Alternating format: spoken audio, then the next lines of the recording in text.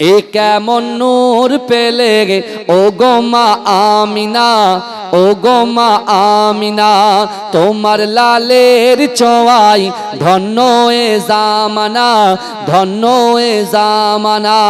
এ কেমন নূর পেলে ও গো মা আমিনা, ও গো মা আমিনা, তোমার লালের ছোঁয়ায় ধন্য এ জামানা, ধন্য এ জামানা। খোদার ওই কাবা দুলে দুলে কয় মারহাবা, দুলে কয় মারহাবা, বলে আজ এলো ধরা এ যে কাবার কাবা, এ যে কাবার কাবা।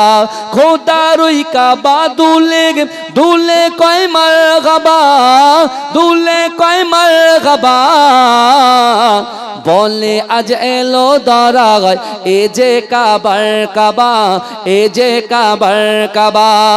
যার নূরে আলোকিত হলো এ জামানা, এ কেমন নূর পেলে ও গো মা আমিনা, ও গো মা আমিনা, তোমার লালের ছোঁয়ায় ধন্য এ জামানা, ধন্য এ জামানা। আসিলে হয়ে দাঁড়ায় রহমাতাল লিল আলামিন, রহমাতাল লিল আলামিন। গুনাহগার পাপী তাপির পরকালের জমিন, পরকালের জমিন। আসিলে হয়ে দাঁড়ায় রহমাতাল লিল আলামিন, রহমাতাল লিল আলামিন। গুনাহগার পাপী তাপির পরকালের জমিন, পরকালের জমিন। এ কেমন নূর পেলে ও গো মা আমিনা, ও গো মা আমিনা, তোমার লালের ছোঁয়ায় ধন্য এ জামানা। যে দেখে সে জন বলে এ যে রূপে কামাল, এ যে রূপে কামাল। হবে না তোমার মতো তুমি যে বেমিসাল, তুমি যে বেমিসাল। যে দেখে সে জন বলে এ যে রূপে কামাল, এ যে রূপে কামাল। যাদের দেখে হৃদয়ে মেলে প্রেমের ডানা, এ কেমন নূর পেলে ও গো মা আমিনা, ও গো মা আমিনা, তোমার লালের ছোঁয়ায় ধন্য এ জামানা, ধন্য এ জামানা। আল্লাহ হুম্মা মোহাব্বতে জোরে জোরে পড়েন। আল্লাহ তার জন্য ওপেন করে দিয়েছিলাম, জোরে বলেন। আবার প্রশ্ন করলেন আল্লাহ, আপনি সুলাইমান আলাইহিস সালাতু ওয়াস সালাম, আল্লাহ বলছে আমি নবী সুলাইমান আলাইহিস সালাতু ওয়াস সালামকে একটা তাকত দিয়েছি, সিংহাসন দিয়েছি, যে সিংহাসনে বসলে এক প্রান্ত থেকে অপর প্রান্ত পর্যন্ত ফেরেশতারা উড়িয়ে নিয়ে যায়, জোরে বলেন। রাসূলুল্লাহ বলছে আল্লাহ আপনি আমাকে কি দেবেন? ভালো করে আজ বোঝেন, বাড়িতে তো বসে আছি, বাচ্চাগুলোকে পাঠিয়ে দিয়ে আর বড়রা শুধু এদিক ওদিক ঘুরছে, বুঝতে পেরেছেন? আর কারণ যেহেতু ইফতারের সময় আর মোটামুটি 2-2.5 ঘন্টার মধ্যে সবাই এখন একটু ফলমূল কেনার ব্যস্ত থাকছেন।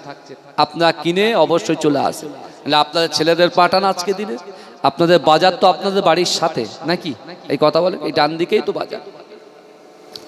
আল্লাহ পাক রব্বুল আলামিন আমার দয়ার নবীকে বলছে হাবিবুল্লাহ আপনার কি চাই আপনি শুধু একবার বলেন। আমার আল্লাহ পাক রব্বুল আলামিন বিশ্ব নবী রাসূলুল্লাহ সাল্লাল্লাহু আলাইহি ওয়াসাল্লামকে বললেন, ও আমার হাবিবুল্লাহ আপনি যদি চান আমি আল্লাহ পাক রব্বুল আলামিন মক্কা জমিনে যত পাহাড় আছে ওই পাহাড়গুলোকে সোনা বানিয়ে দেব। ও আমার হাবিবুল্লাহ শুধু তাই নয়, তাই নয়, আপনি যদি চান আমি আল্লাহ পাক রব্বুল আলামিন সারা বিশ্বের জমিনে আপনাকে নেতা বানিয়ে দেব। ও ও যুবকেরা, ওই সময় বিশ্ব নবী রাসূলুল্লাহ আল্লাহকে বলেছিলেন, ওগো রব্বুল আলামিন আল্লাহ পাক, আমি নেতা হতে চাই না, আমি অর্থ সম্পত্তিশীল হতে চাই না। আল্লাহ বলছে, হাবিবুল্লাহ কি চায়? ও আমার হাবিবুল্লাহ আপনি বলেন। ও যুবকেরা, বিশ্ব নবী রাসূলুল্লাহ সাল্লাল্লাহু আলাইহি ওয়াসাল্লাম উম্মতকে এত মহব্বত করে, উম্মতকে এত ভালোবাসে, উম্মতকে এত মহব্বত করে।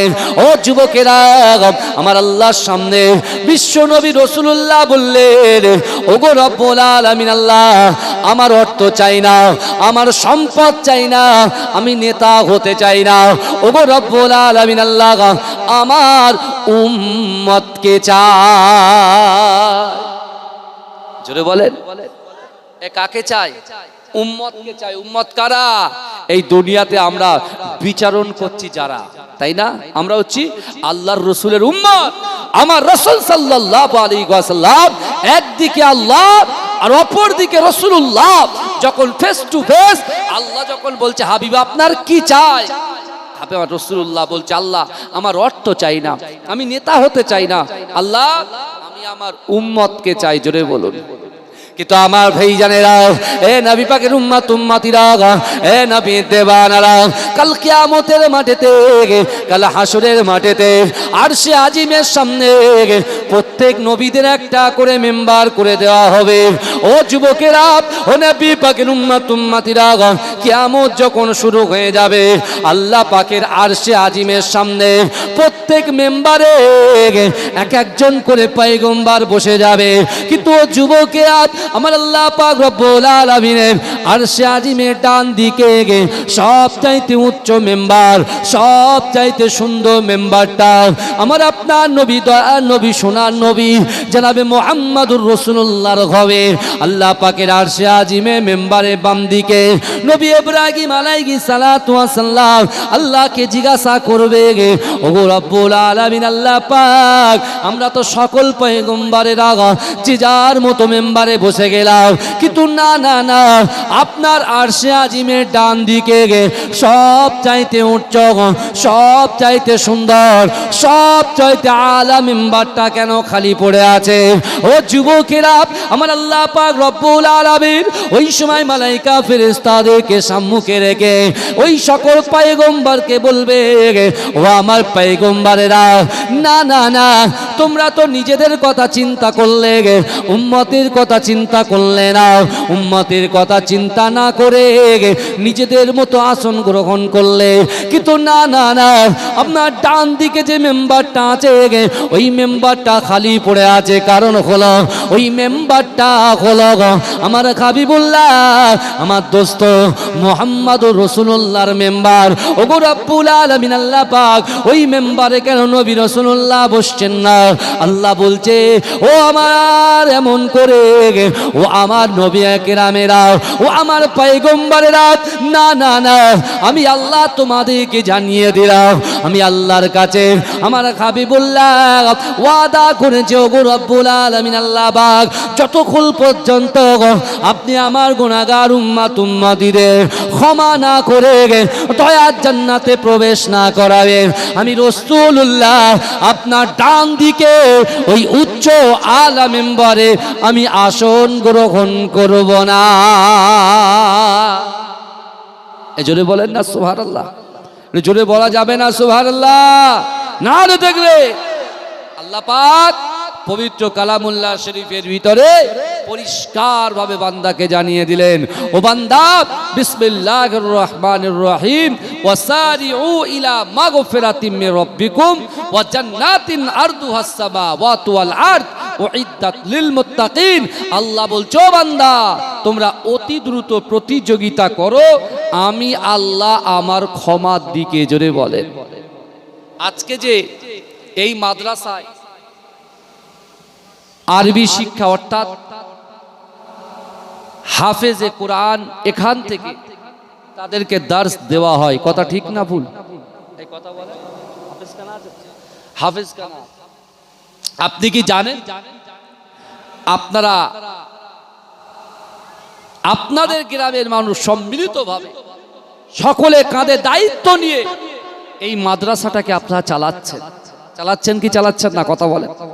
আজকে এই মাদ্রাসার যারা তুলাবা আছে, অর্থাৎ যে সকল ছাত্ররা আছে, তারা যখন আপনাদের এই গ্রামে হেঁটে হেঁটে হেঁটে হেঁটে একদিক থেকে আর এক দিকে যায়, আল্লাহ পাকের ফেরেশতারা তাদের পায়ের নিচে তাদের ডানাটাকে বিছিয়ে দেয়, জোরে বলেন। আর তারা যখন কোনো কবরস্থানের পাশ দিয়ে যায়, অর্থাৎ তারা যখন ওই কবরের পাশ দিয়ে যায়, আল্লাহ পাক রব্বুল আলামিন তাদের কলিজার ভিতরে, অন্তরের ভিতরে কোরআনটাকে থাকার জন্য আল্লাহ ওই সকল কবরবাসীর কবরকে আল্লাহ আযাবটাকে মাফ করে দেয়, জোরে বলেন। এই জোরে বলেন না সুবহানাল্লাহ। চিৎকার দিয়ে বলা যাবে না? তাহলে আপনি যে জায়গাতে বসে আছি, আমি আপনি আমরা যে জান্নাতের টুকরার মধ্যে বসে আছি, একদিকে আমার রাসূলুল্লাহ বলছেন খায়রুকুম মান তাআল্লামাল কুরআনা ওয়া আল্লামা, সব থেকে উত্তম ব্যক্তি সেই যে নিজে কোরআন শেখে এবং অপরকে শেখায়, জোরে বলেন। এ জোরে বলবেন না? আর আপনারা বিশ্বাস করুন, আপনারা মনে করছেন যে হুজুর এসেছেন, এ কথাটা আমরা বারবার শুনি। আমরা সূরার মধ্যে যখন নামাজ আদায় করি, সূরা ফাতিহাটা আমরা প্রত্যেকদিন শুনতে অভ্যস্ত, কথা ঠিক না ভুল? কিন্তু সেই সূরা ফাতিহার ভিতরে আল্লাহ পাক রব্বুল আলামিন যে ফজিলাত রেখেছে, কোরআন শরীফের ভিতরে 6666টা আয়াত, 114টা সূরা আল্লাহ নাজিল করেছেন। এ যুবকেরা, আজকে পবিত্র মাহে রমজান শরীফ, এই রমজান শরীফের মাসে আল্লাহ পাক কোরআনটাকে নাজিল করেছিলেন, জোরে বলেন। এ জোরে বলেন না সুবহানাল্লাহ। কোরআন আল্লাহ নাজিল করেছেন রমজান শরীফে। আর এই পবিত্র আল কোরআন আপনাদের গ্রামে তত্ত্বাবধানে, অর্থাৎ এই কমিটি সাহেবান ভাইরা অক্লান্ত পরিশ্রম করে আপনাদের খাটনির পয়সা, চাষাবাদের পয়সা, দোকান ঘাটের পয়সা দিয়ে সদকায়ে জারিয়া করে এই বাচ্চাগুলো যে শিক্ষারত দিচ্ছেন, অর্থাৎ তাদেরকে পাঠদান করছেন, কোরআনের হাফেজ বানাচ্ছেন, বিশ্বাস করেন আপনি এখন বুঝবেন না, কাল কিয়ামতের মাঠে, কাল হাসরের মাঠে ভাই ভাইকে চিনবে না, বাপ বেটাকে চিনবে না, বেটা বাপকে চিনবে না, স্বামী স্ত্রীকে চিনবে না, বন্ধু বন্ধুকে চিনবে না, কেউ কাউকে যখন চিনবে না, কাল কিয়ামতের মাঠে, কাল হাসরের মাঠে আমার আল্লাহ পাক রব্বুল আলামিন এই সকল হাফেজে মুকাম্মাল যারা আছেন, যাদের সিনার মধ্যে 6666টা কোরআন আল্লাহ গচ্ছিত, আল্লাহ সেভ করে দিয়েছেন, আল্লাহ বলবে আমার বান্দা শোনো, আজকে যে গ্রাম থেকে তুমি এমন করে পাগড়ি নিয়ে এসেছো, ওই গ্রামে তোমার চোখে যাকে পছন্দ হয় 10 জন ব্যক্তিকে তুমি দয়ার জান্নাতে প্রবেশ করিয়ে দাও, জোরে বলে। এই জোরে বলবেন না? মোহাব্বতে বলা যাবে না সুবহানাল্লাহ? তাকবীর দেন না, নারে তাকবীর। একটু তাকবীর দেন না, নারে তাকবীর। মাসলাকে মুজাদ্দিদ জামান, মুজাদ্দিদ জামানের হক।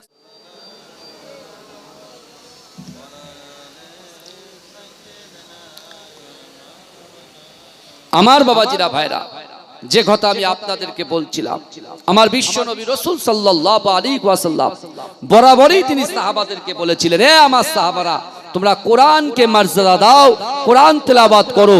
এ যুবকেরা, আল্লাহর রাসূল সাল্লাল্লাহু আলাইহি ওয়াসাল্লাম একদিন মসজিদে নববী শরীফে সাহাবাদেরকে আলোকপাত করছেন, আলোচনা করছেন।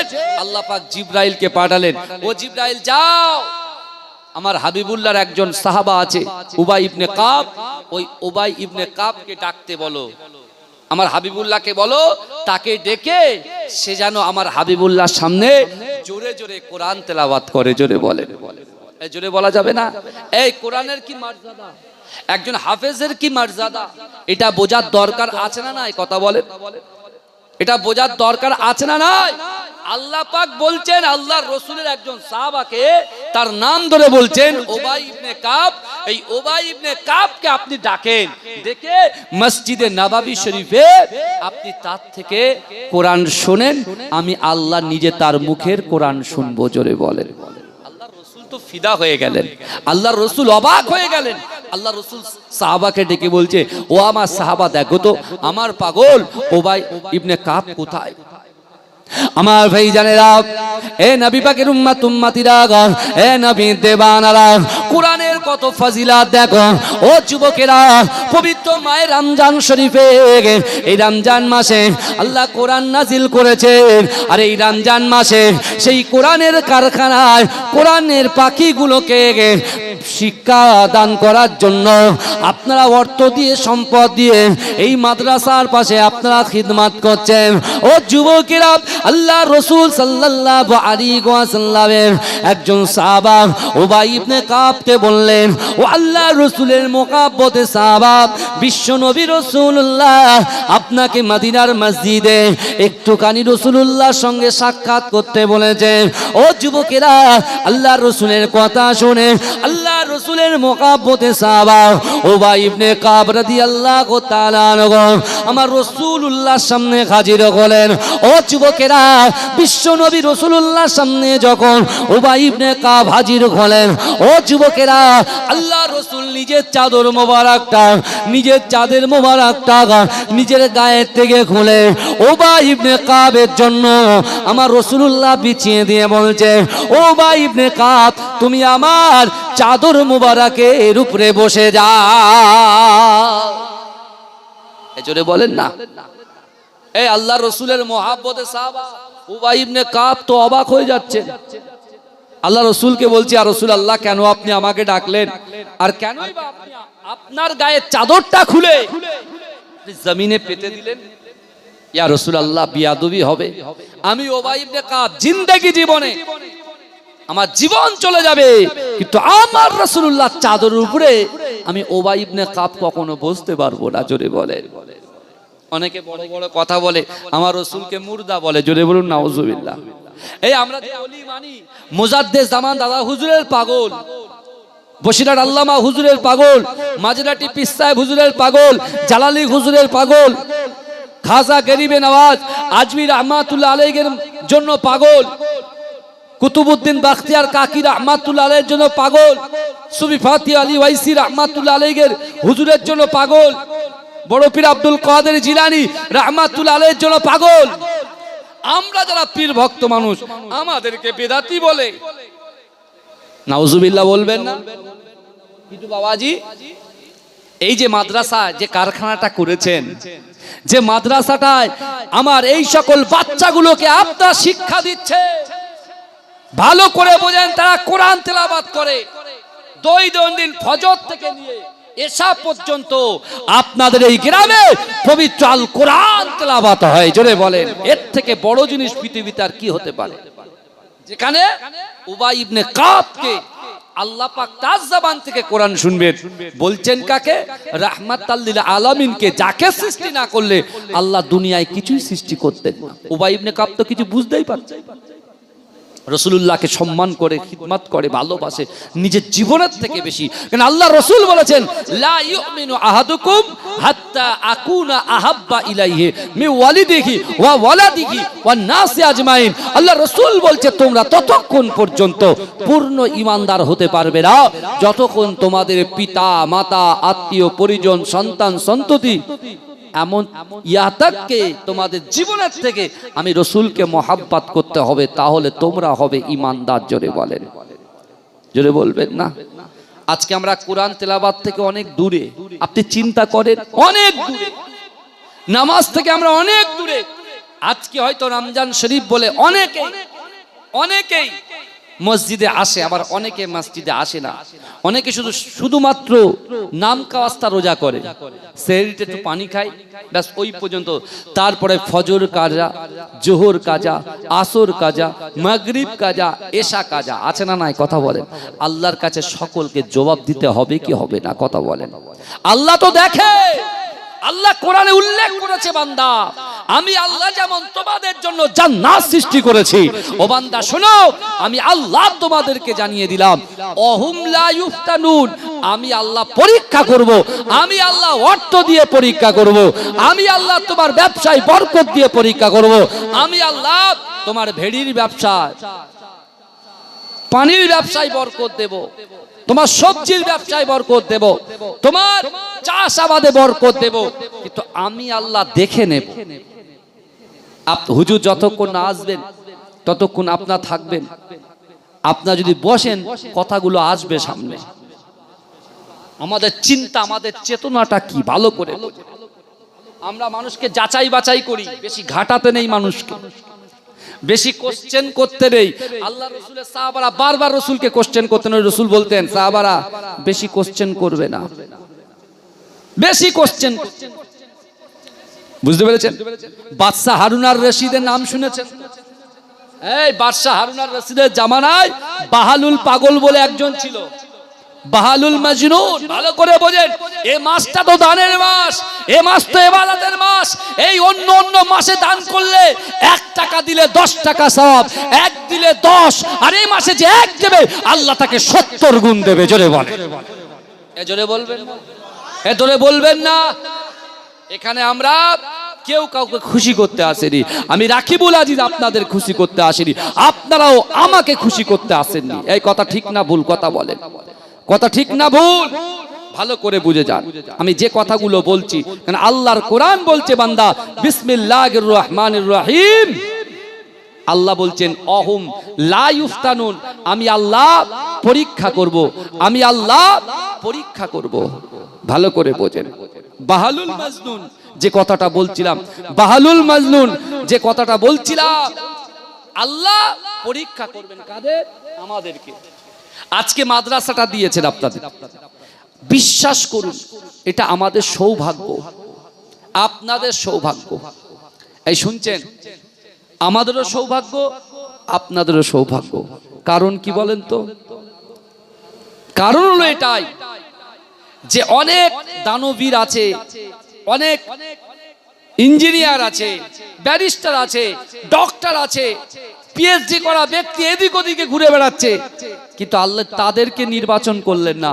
আজকে আমাদের মতো গুনাহগার, খাতাকার, সিয়াকার, নাচিস বান্দা বান্দিগুলোকে আল্লাহ পাক আমাদেরকে নির্বাচন করলেন। জোরে বলবেন না?